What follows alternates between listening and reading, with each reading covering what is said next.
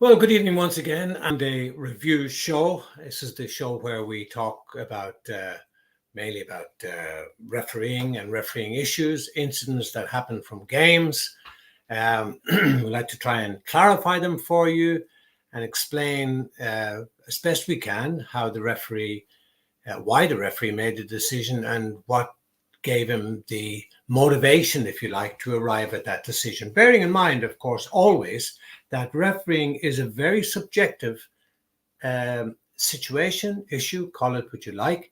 The referee can only make the decision based on what he sees at the time and in his opinion as to what the outcome should be. But before we get into that, I'd like to say good evening again. It is Monday. It's 8 o'clock, and this is the Monday Review Show. Now, unfortunately, I don't have Keith with me tonight. He did inform me during the week that he had a prior engagement that he couldn't get out of, and that's fine. And I really, really do appreciate his contribution every week, as I know you do from the comments that we receive regularly. Now, just to remind you that we do go out on Facebook and we go out on YouTube. Now, there's a little thing down in the corner on the bottom right-hand side of your screen. If you'd like to make comments, you'd like to send in suggestions or even questions, you're more than welcome to do so. I'd love to hear from you. And I did say we, but I should be saying I, because, of course, Keith is not with us this evening. So I'm going to continue, and please do send in your comments, and I will read them out. I'll just put the thing on there now so that I'll see your comments when they come in. This week, it was announced by the Swedish Football Association that they are, believe it or not, thinking of ditching. In fact, they're not thinking, they're actually going to do it, the VAR system. Now, we know about the VAR system. It's caused a lot of controversy over well, really almost since it was introduced. But more recently, because of the way maybe that it's been operated, a lot of people complaining about if it takes far too long to arrive at a decision. In fact, in one game, it was timed that it took 5 minutes and 27 seconds to arrive at a decision. Now, why? It's important to point out that VAR is not a human being. I suppose you could call it a robot, but it's not a human being. It's a mechanism whereby the referee can arrive at a decision that perhaps he has overlooked, perhaps is what they call he's made an error, and he needs some help and advice from this system. Now, what happens is there are a set of VAR, video assistant officials sitting in a room. In different countries, of course, they're in different places, but in England, they're at a place called Stockley Park, and they're sitting there and they're watching the game. And if something happens that the referee needs his attention drawn to, they then call him on this earpiece and they say, blah, blah, blah, hold up the game, or the next time there's a stoppage in the game, have a look at this incident. Now, it could be a penalty kick, it could be a red card, it could be an offside, or it could be mistaken identity. Those are the four issues that VAR is tasked with dealing with at the moment. There have been calls to extend it even further to take into account other incidents, but so far those are the four incidents. Now, I have to say that in most countries, they appear to be working okay. And I do this in all sincerity and with no malice aforethought, point to the English Premier League referees who just, for some reason, just don't seem to be able to get it right. And I've had several radio interviews on this issue. And in fact, I had one this afternoon talking about the same thing. And the presenter there, the latest one on our local LMFM radio station, he said to me, But why is it only a problem in the UK? Well, in England particularly, if we exclude Scotland, Northern Ireland and Wales, but in England it does appear to be a problem. And my answer to that was, well, I watched a lot of football, including European football, world football, Champions League in the UEFA area. And I've noticed that the English referees, when they go abroad into Europe, they don't seem to have a problem with VAR. There doesn't seem to be too much delay in arriving at a decision. But yet in the Premier League in England, it seems to be a problem. And he asked me, well, why do you think that is? And I have to be honest. I told him. I said, the referees appear to be scared to make that decision. That they're using the VAR, the Video Assistant Referee, as a crutch to get them out of a hobble. Now, why are they doing that? Because remember, this is very, very important. Law 5 of the 17 laws of the game deals specifically with referees and the duties of the referees. And it clearly states there, and I'm going to paraphrase what it says. It says, and you all know, you've heard this expression, I'm sure many times, the referee's decision is final. And it is. And even with the assistance of VAR. And the emphasis on the VAR is Video Assistant Referee. Emphasis on assistant. That is an assistance to the referee to help him arrive at a decision. And you see in the scenarios, he puts his finger up to his ear, he's listening to the guys up in Stockley Park, as it is in England, or the VAR guys, and they're telling him, have a look at this, I think this is this, and I think that is that, and yet they cannot influence him, the referee, the man in the middle. They cannot influence him in any way. All they can do is offer their assistance to him to help him to arrive at a decision. He has the final say. So he's standing out there on the center, in the middle, could be in the penalty area, could be anywhere. He's listening to the guys while they're reviewing the video footage. And then they say, well, no, I think you should go and have a look at the pitch side monitor. So he'll do the signal and he goes over and he looks at the pitch side monitor. And rarely have I seen a referee, maybe once or twice, but so rare, that he will go against the advice of the VAR guy. Now, why is that? There are many schools of thought on it. But honestly, at the end of the day, my opinion, my personal opinion, is that the referees are just lacking that confidence. Some might even say guts and backbone to make that crucial, vital, sometimes controversial decision. Why is that? Why are they so unwilling? I would stand back from saying scared. Why are they so unwilling to make that crucial decision? And they have been accused in the past of favoring a home team. I'm sure you've heard that. The Homer refs, Homer as in the home team, scared to do it. Why is that?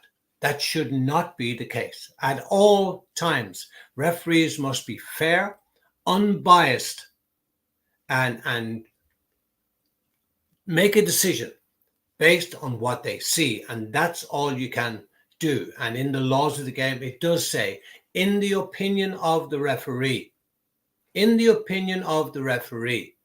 based on his knowledge and his expertise with the laws of the game and what he sees.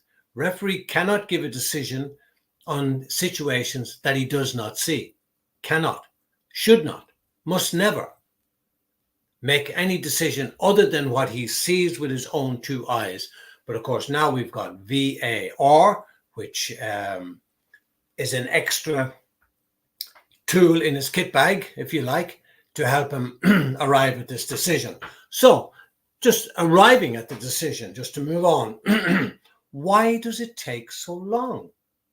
And this is a question that's been asked by many, many people. And I meet people regularly in the street, in my travels and my business. People say, why is VAR taking so long to arrive at a decision? Why can't it be like rugby? The rugby referee will say, my opinion, on the field, it is a try or it's not a try. What do you think? So the on-field decision is A or B, whichever it is. And then they go up to the TMO, the television match official, and they will say a yay or nay. Similar in cricket and similar in tennis, if you like. The decision happens. The umpire makes a decision and then they go. In this instance, the referee doesn't make a decision, or sometimes does. Let me not send out the wrong impression. But why does it take so long? And that has been an issue. That has been an issue with spectators, with fans, with managers, players, coaches, owners, all interested parties, some financially heavily involved, some financially involved because they paid their ticket in to watch a match and so on. So Sweden decided, having canvassed their clubs, their elite clubs, they decided that they were going to get rid of VAR altogether. Now, is that a good idea?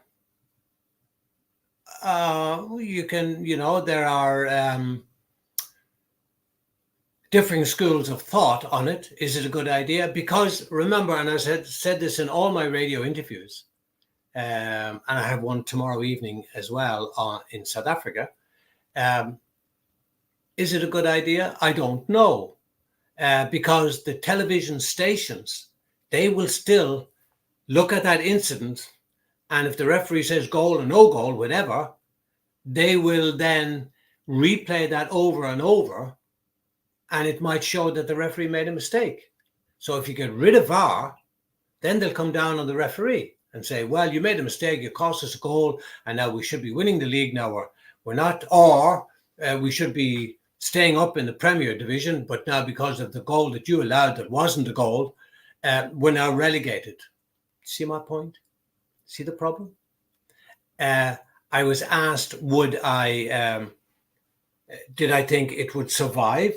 Well, I don't know. I want to show you something here, which could be, can cost the team a goal. I just find it here now. This one here, look at this now. I'm going to make it bigger so you can see it. Now, you see the player in red? He's deemed to be offside. The player further up from him, not the player beside him, the player further up, you see the blue line pointing down? Now, the red means offside. The blue means onside. But because the offside law has been changed, dare I say, so finely tuned that you can now score with the top part of your shoulder.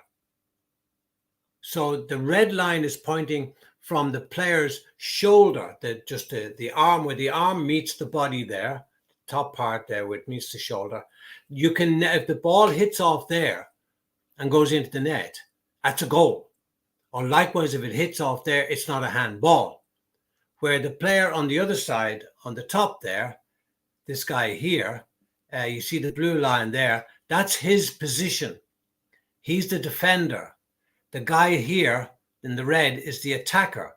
And because of that, his arm there, I hope you're seeing this, I'm pointing at it with the arrow, because the part of his arm there was in front of the player here, not his hand, because you can't, it's only any part of the body you can score with, and you cannot score with your hand or your arm. And at one time you couldn't even score with the top of the arm, but now you can, just to where, almost where the shirt comes down, the sleeve of the shirt, so long as it's not too long.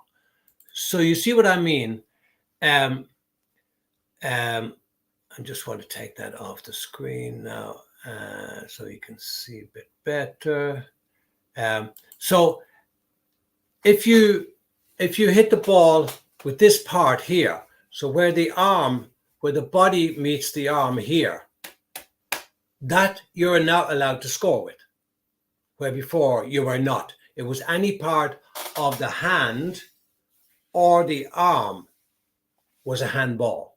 Now this part here above my hand, you're now allowed to score with that. And because of that, of course, the law, they changed the law on that. So it's very difficult to see if that is a handball or not, or offside or not, and so on.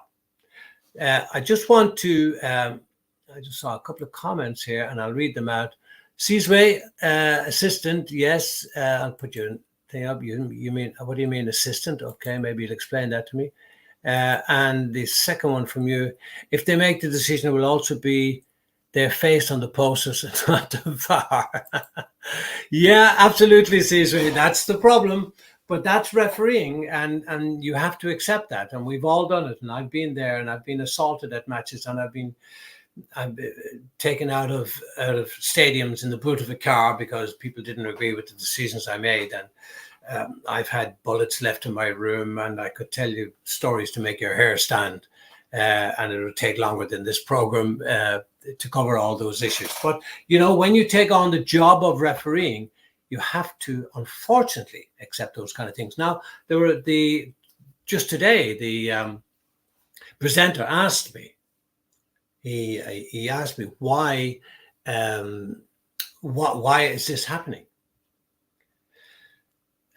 You know, people must accept that referees go through a lot of training.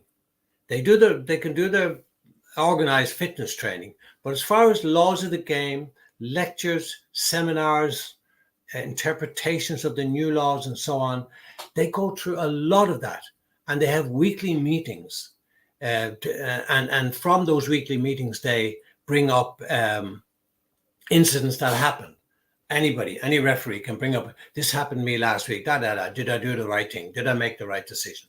So they're constantly, they could be said, yes, you were perfectly right, or no, you were wrong, you should have. So you know, that will stand to them in future games. And if you only correct one mistake per game,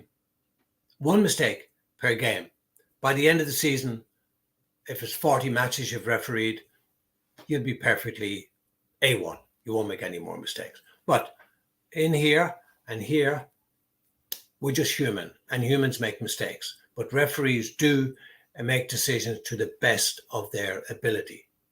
Now, the other thing I want to talk about is there were two incidents recently. One was in the Liverpool West Ham game, and one was in the Arsenal. I can't remember who they were playing in the Champions League during the week. And the incident in the Arsenal game was where the ball was put down for a goal kick. Referee said, okay, take the goal kick. And you know the situation now, the ball doesn't have to go outside the penalty area to be in play. As soon as it's touched or played, it is in play. So the keeper touched the ball over to the defender, who was presumably going to kick the ball up, but no, he didn't. He picked it up. No, I'm taking the goal kick. He picked it up and he put it down. I don't know if you remember that. I'd like to see your comments on that, whether you saw that incident or not. That in law was a penalty kick, because as soon as the goalkeeper touched the ball or kicked it, even over to the defender, he never made any indication to the referee, oh, sorry, ref, the defender's going to take the kick, not me, I'm just giving him the ball. He never said that. So the referee should have assumed that the ball was in play, but the referee didn't. And to me, that was wrong. That was cowardice on the part of the referee. because he should have given a penalty. Because as soon as the goalkeeper tipped the ball, playing it over to the defender, that ball was in play. And that should have been a penalty kick. Clear on that one? Now, on Sunday last, was it? Or Saturday, we had West Ham and Liverpool. Not entirely the same situation, but the ball was in play. It went to the goalkeeper, who put the ball down, and now suddenly, oh, he's got an injury. But he never told the referee, never put his hand up, referee, I have an injury, which he's entitled to do, because you cannot play without a goalkeeper. You must have a fit goalkeeper. You can play with other players lying on the ground, but not the goalkeeper. But he didn't indicate to the referee. He put the ball down, and suddenly now he's standing beside the ball. I think it was Gakpo from Liverpool ran in, was about to kick the ball into the net, and the referee blew the whistle. Why did he do that? Why did he do that? He was wrong, the referee, again. And if Gakpo had put that ball in the net, that would have been a goal. And the referee would be legally, according to the laws of the game, obliged to give a goal. But Gakpo, the referee blew the whistle. Gakpo looked around. I don't know if you saw the match. I'm sure you'll find it on YouTube somewhere. He looked around, and the referee obviously indicated to him, no, don't put the ball in the net. The player's injured. And then the player is injured, and the referee called on the trainers, not the player, not his teammates, the referee. And again, in my opinion, the referee was wrong to do that. He should have allowed play to continue. He should have allowed the Liverpool player to kick the ball if he wanted to, because the ball was still in play. But he didn't, and he chickened out, and that was very disappointed.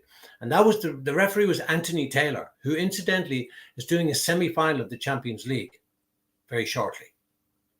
Very shortly. So he's highly thought of. But why did he do that? I have no idea, but he was wrong, as was the referee in the Arsenal Champions League match, because that ball also was in play because the goalkeeper had kicked it. So in this instance, if Gakpo had put the ball in the net, and he didn't, he stopped because he heard the referee blow the whistle. And incidentally, I'm just wondering, and nobody's been able to tell me, why did the referee blow the whistle? What was wrong? There didn't seem to be any incident. There was no foul. Why did he blow the whistle? I'll leave that up to you. But in my opinion, he was wrong.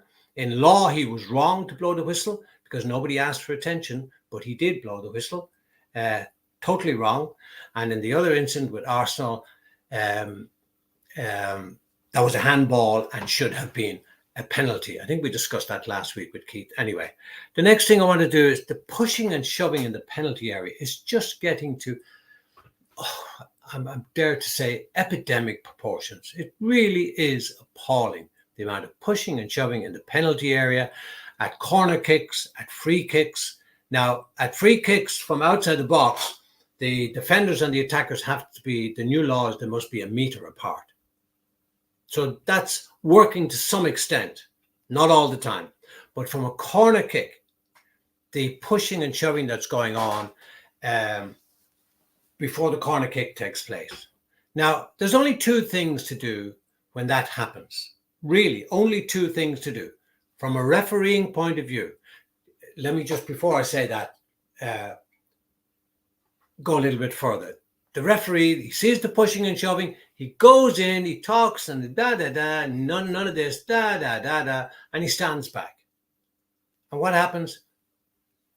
Play resumes. They're pushing and shoving each other again. So he's totally wasting his time. They're not listening to him, and they're doing it. Why? Simply because they're getting away with it.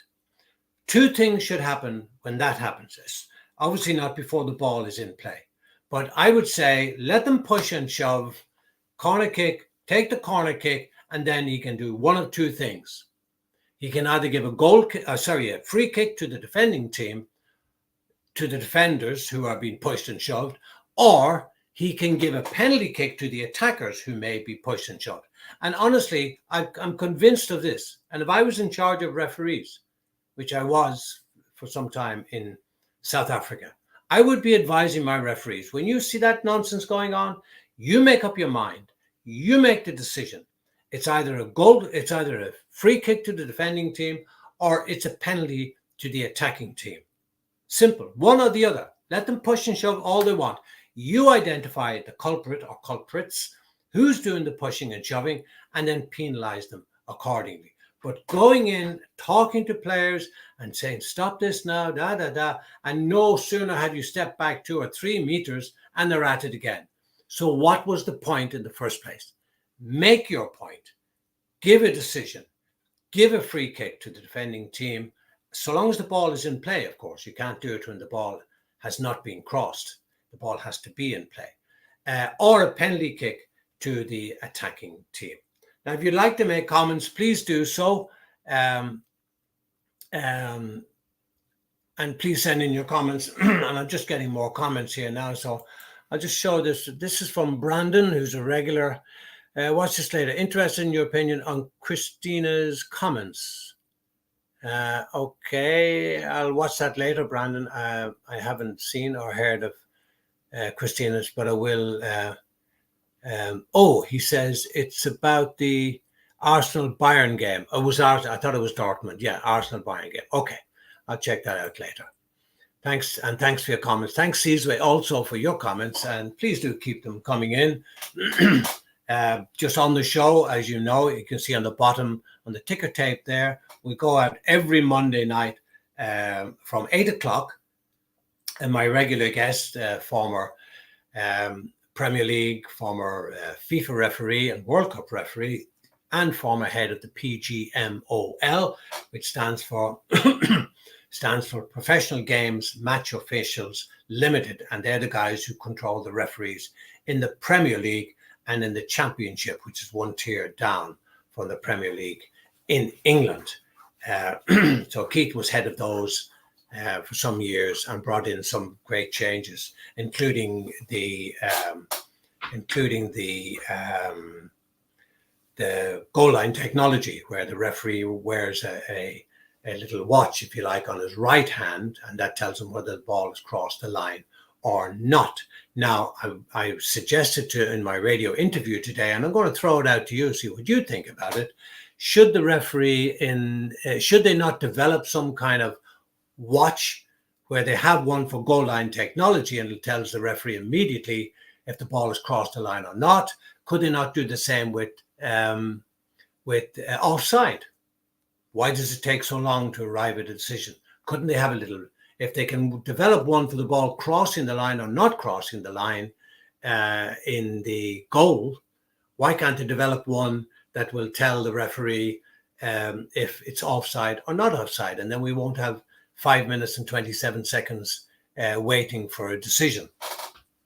The other one is the fourth officials being hassled on the touchline. My word. Why is this allowed to happen? And I've written on this. I write a column every week for City Press in South Africa, and I written extensively on this. And I put up Facebook comments as well. Why are the fourth officials suddenly the whipping boys for decisions that the referee makes? Sometimes even the linesman, as they used to call them, but the assistant referee. Why is that being allowed to happen? It's being allowed to happen because the referees are not doing their job. They are allowing themselves to be hassled, to be barracked, to be harangued, to be shouted at and insulted. It's appalling. There was recent pictures of Jurgen Klopp at the referees. I think it was John Brooks last week, maybe the week before, in the referee's ear, in the fourth official's ear, all the time. Wow, wow, wow, wow, wow. Why didn't John Brooks, the fourth official, call over the referee and say, this guy's in my ear, he's shouting at me, he's complaining about you, give him a yellow card and warn him that if he continues it, he'll be off, red card. Why didn't the fourth official do that? He didn't. And so long as they don't, and that's just one incident, we've seen it all the time. So long as that's allowed to happen, it will continue to happen. And the other issue I have while we're on that, there's a technical area.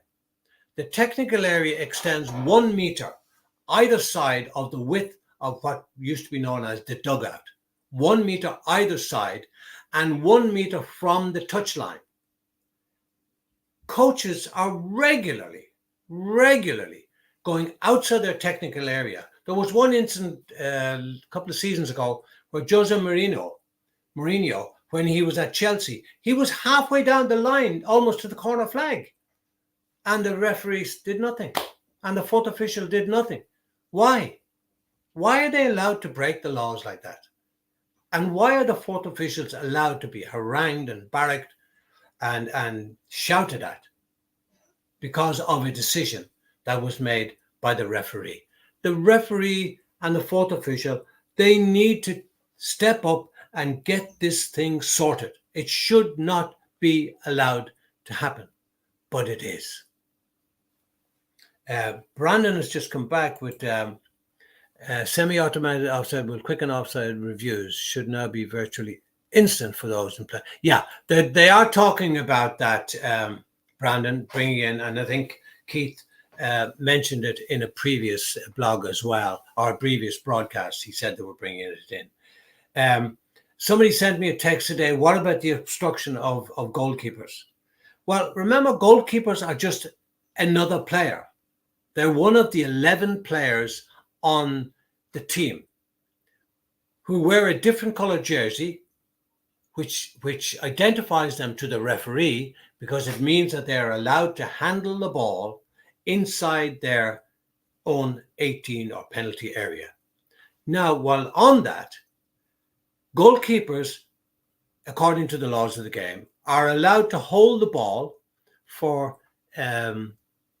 6 seconds. I kid you not, 6 seconds. That's what they're allowed to hold the ball for, 6 seconds. I've regularly seen goalkeepers holding on to the ball for between 15 and 20 seconds. I hear through the grapevine that they are going to extend that 6 seconds to 8 seconds. What? Will that make any difference? 2 seconds longer? Not a chance. And again, who's to blame? The referees are to blame. Now, I say that with a very heavy heart, because I was involved with refereeing both in the middle and as an administrator, and I'm still involved with refereeing since 1971. 1970-71 season. So well over 50 years. So I say that with a heavy heart, and it's not meant to be a criticism of referees, but my goodness, referees, my fellow colleagues, please do your job. Get to grips with this situation. Stop the players constantly breaking the laws. Stop the managers haranguing and harassing your fourth official. Stop it, and stop it now. Thank you very much for watching. I hope I didn't bore you to death talking for 33 minutes and 20 seconds. I hope you learned something from it. You can continue sending me texts and messages and comments and questions after we finish the show. But we will be back next Monday. Keith will be back with us. Until then, thank you for watching.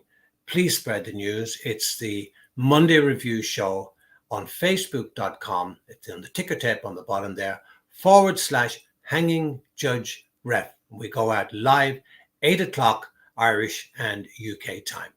Until next week, thank you once again. Thank you, Brandon Seasway and others for making comments. We'll see you next week. Bye-bye.